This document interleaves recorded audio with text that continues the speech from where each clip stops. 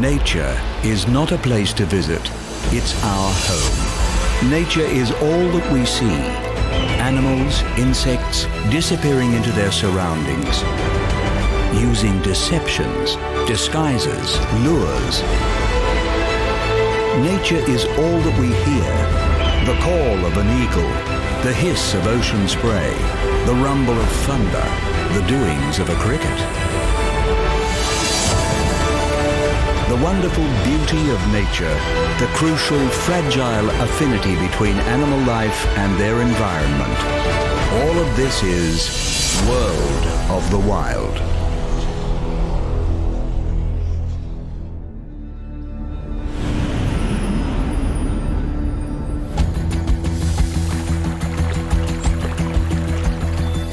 Of the over 70% of our planet covered by water, just 3% is fresh, falling and collecting as rain, freezing as ice, and running again as meltwater. This surprisingly limited resource has shaped a multitude of ecosystems around the world. In this episode, we explore these diverse environments and the wildlife that has evolved in concert with them. We will encounter congregations of great egrets, hunt the waterways with dragonflies, learn the secrets of Platypus, bask with hippopotamuses, and learn the specialties of freshwater crocodiles.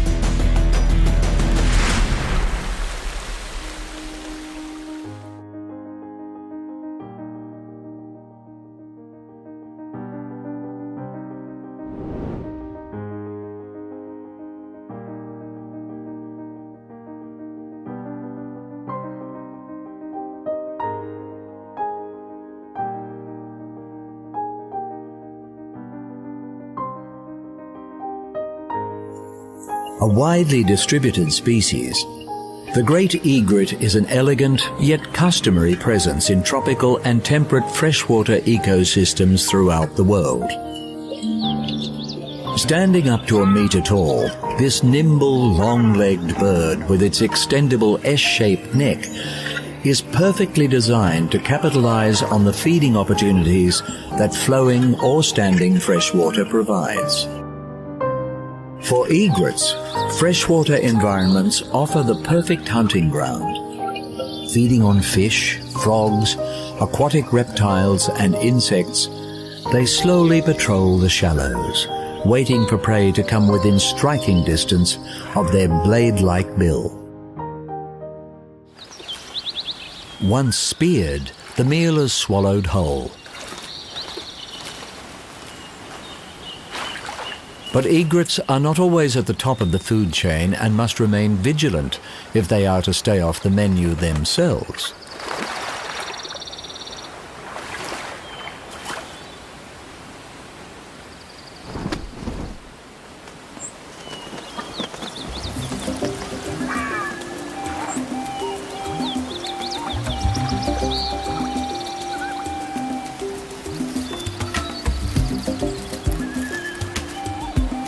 Their stylish appearance is no accident, and egrets preen themselves fastidiously. Their name is a derivation of a French word meaning both silver heron and brush, a reference to the long, wispy feathers that the birds grow during their breeding season in order to perform courtship displays.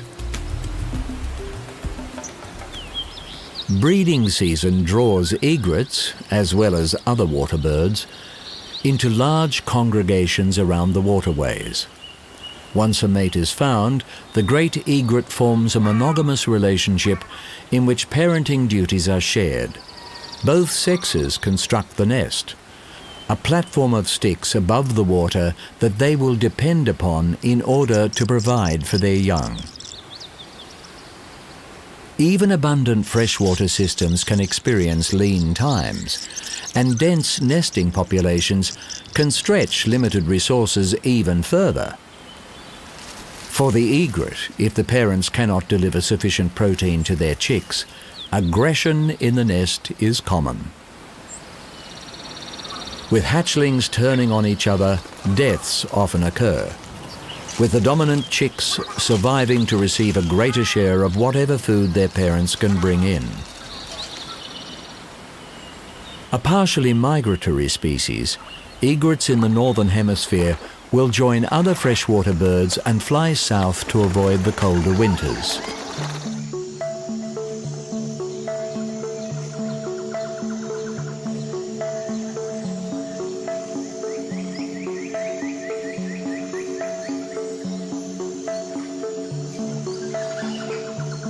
Relatively slow on the wing, egrets are efficient in the air, and with just 2 wing beats a second, they can attain cruising speeds of 40 kilometers an hour.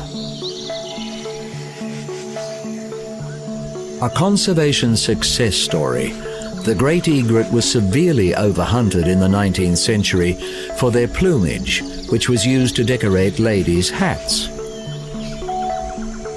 Legal protection over the last century has seen the numbers of the bird return to healthy levels, and today egrets are expanding their range.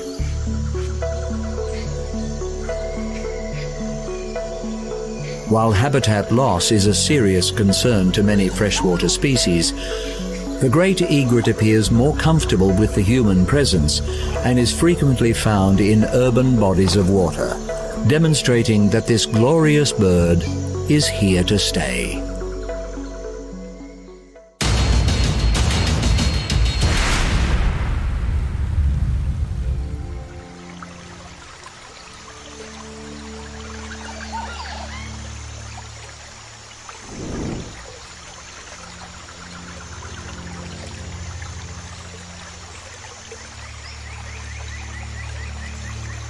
One of the most dexterous and agile predators of freshwater systems, the dragonfly has an unexpectedly close bond with the water.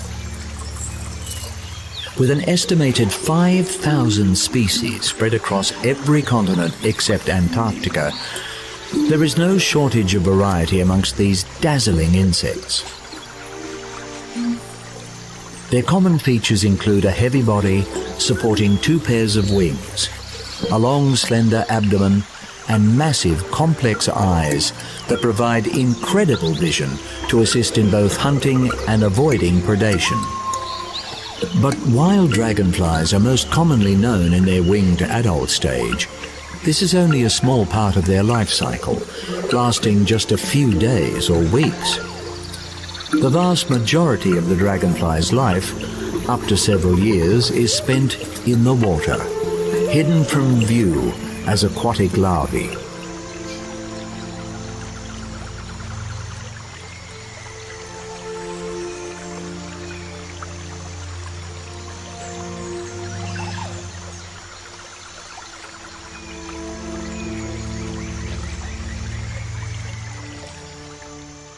Their veined, membranous wings mean that dragonflies are not only capable of flying in any direction, they can also cover 100 body lengths per second, perform high-speed maneuvers, or hover perfectly still in mid-air.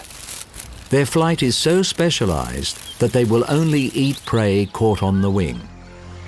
And consuming as much as 1/5 of their body weight per day, dragonflies play an important role in controlling freshwater insect populations such as mosquitoes. But dragonflies are not the only predators around the waterways, and within a spider's web, their short lives as adults can come to an even earlier end.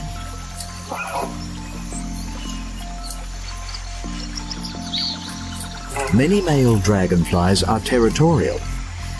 Claiming a feeding area near the water, they will zealously defend it against rivals, for a few minutes or for several hours.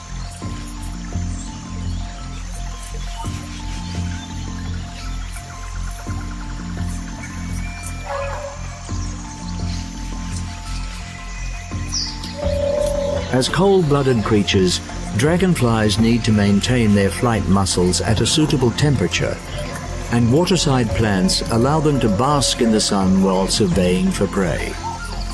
When a female is drawn into a male's territory, a uniquely choreographed mating ritual can commence. Often occurring in mid-flight, the male grasps the female by the head while she curves her abdomen to create a heart posture and receive his sperm. Egg-laying then takes place, sometimes with the couple still attached. Depending on the species, the female may deposit her eggs directly in the water or inject them into certain aquatic plants for incubation.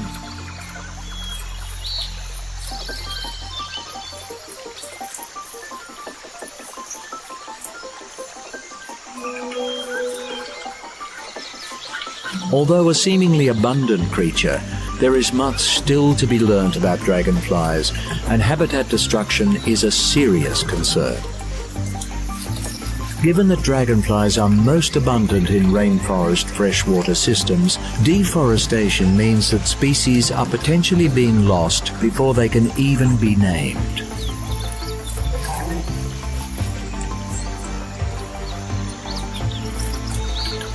As with so many animals in the natural world, the best policy to preserve them is to preserve the environment they depend on.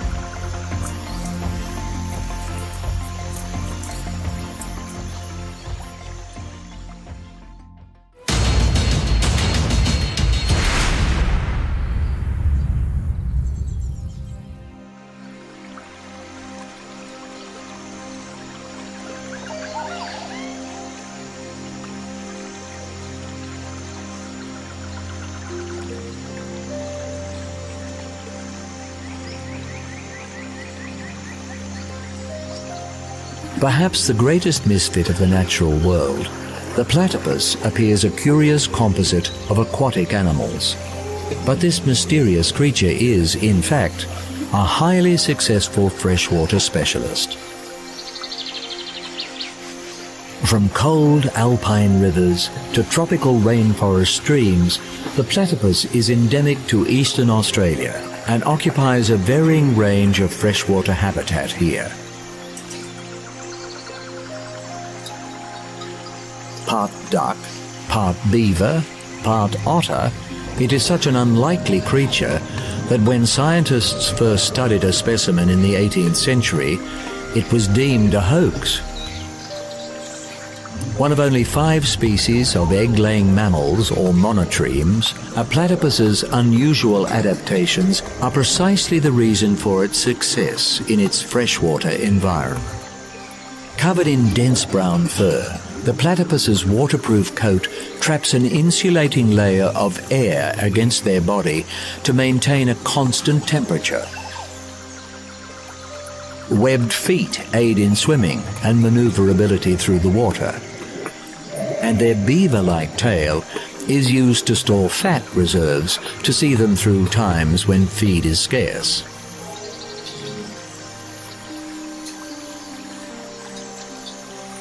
While their rubbery snout appears duck-like, it is a far more advanced sensory organ. Closing their eyes and nostrils during their dives, platypus do not hunt by sight or smell, but through electroreception. Sweeping their bill from side to side, they detect the faint electric fields generated by their prey.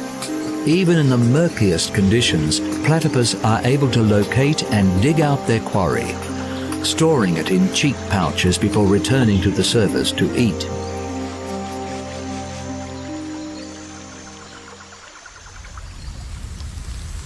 Needing to eat around 20% of their body weight each day, platypus spend a daily average of 12 hours searching for food. With each dive lasting approximately 30 seconds, much of this time is spent on the surface, either floating while breathing through the nostrils on the top of their snout, or resting up out of the water.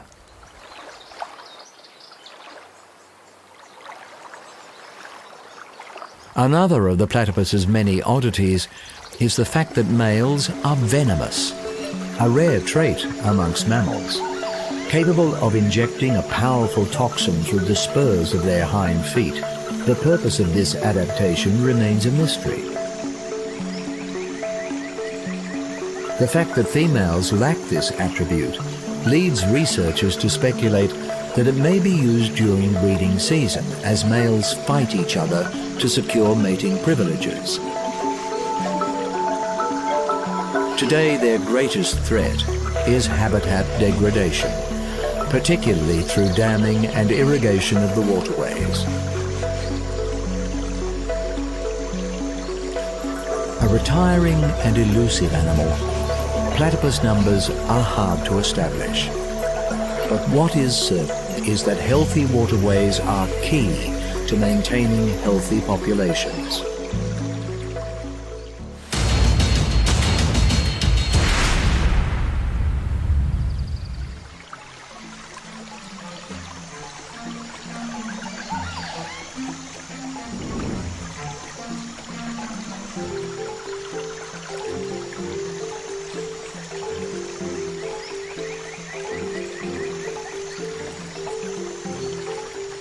Vital to life on the land, most terrestrial creatures depend in some way on freshwater ecosystems for their survival.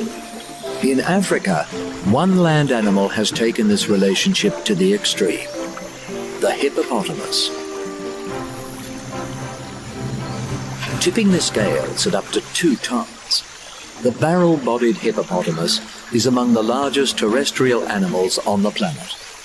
With a diet made up entirely of grass during the cool evenings and nights of sub-Saharan Africa, the hippo spends hours grazing on land. Travelling up to 10 kilometres from the water in single-file pathways, their feeding sessions can wear muddy tracks into the landscape.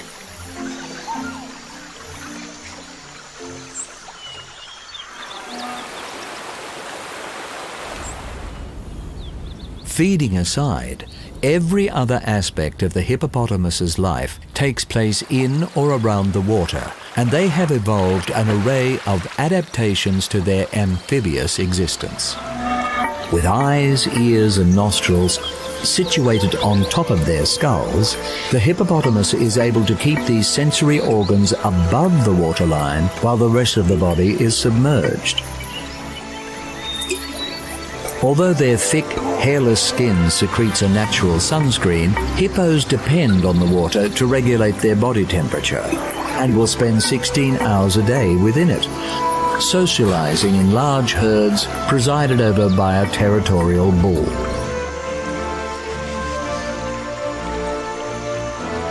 Their weight-producing watery environment has supported the development of the hippo's bulky physique.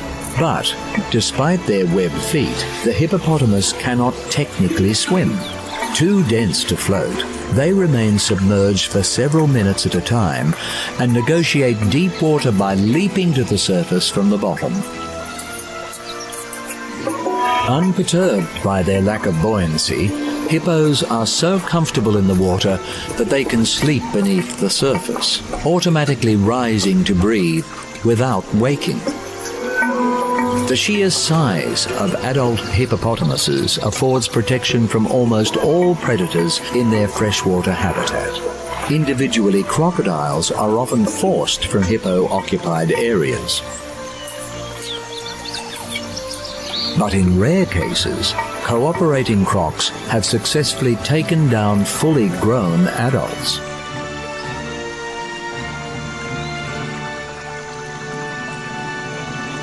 Aggressive animals, hippos do the most damage to themselves.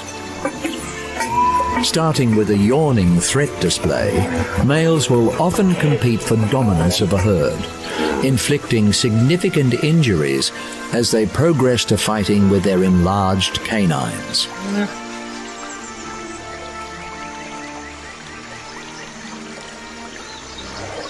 Classed as a vulnerable species, hippo numbers are declining throughout Africa, with their meat considered a delicacy and their teeth a valuable substitute for elephant ivory.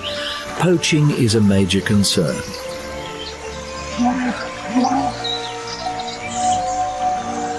Agriculture is also an issue, with irrigation reducing the waterways. Conservation efforts targeting illegal hunting and habitat preservation are slowing the decline, but more is required to ensure the future of this extraordinary creature.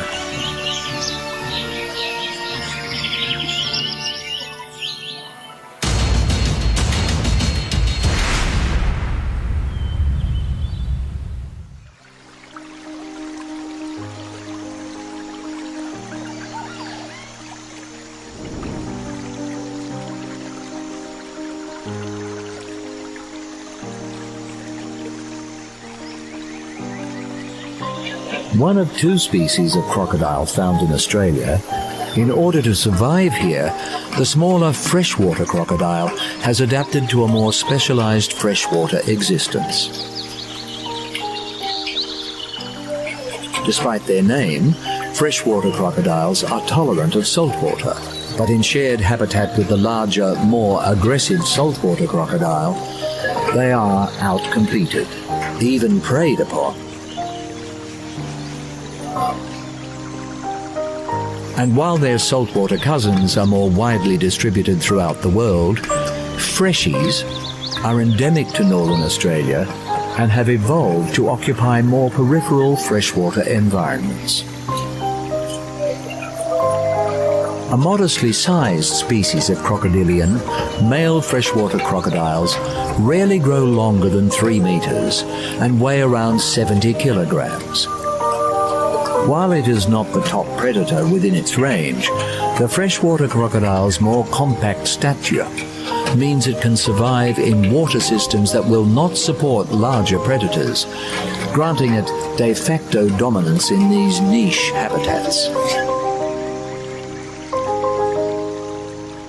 Their slender build affords access to areas that saltwater crocs cannot reach, such as arid, rocky, or more elevated freshwater systems. And because freshwater crocodiles are relatively sociable, they can live within these environments in large groups.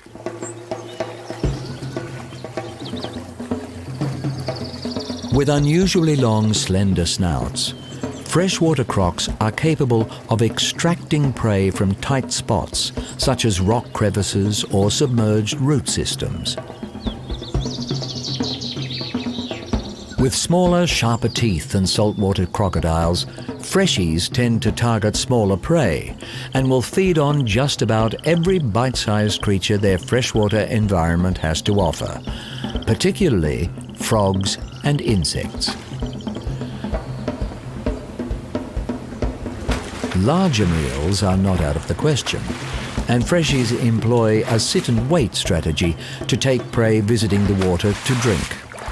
Even bats skimming the water's surface are vulnerable to attack from this opportunistic predator.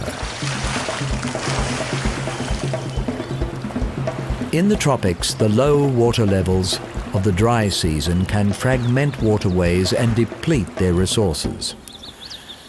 Given their lighter build, freshwater crocodiles are able to walk efficiently with their bodies and tails raised above the ground, covering considerable distance overland in search of more viable habitat. When threatened, they can run at a gallop for short distances, heading for the safety of the water.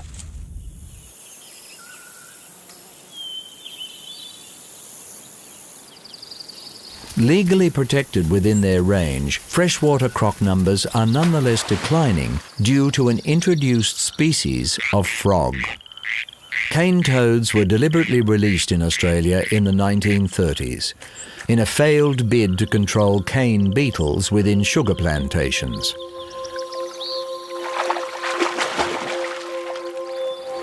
Gradually spreading across the country, these poisonous frogs are lethal to many species that make the mistake of eating them, freshwater crocodiles chief among them. With the frogs all but unstoppable, it is hoped the crocodiles are learning to avoid this invasive threat.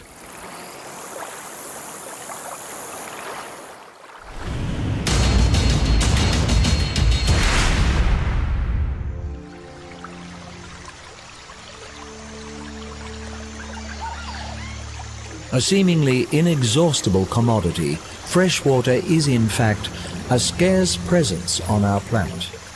While only 3% of the Earth's water is fresh, the majority of that small amount is frozen or trapped underground, with just a fraction flowing on the surface. Due to man's over-exploitation of this precious resource, freshwater animals face projected extinction rates 5 times higher than creatures on land.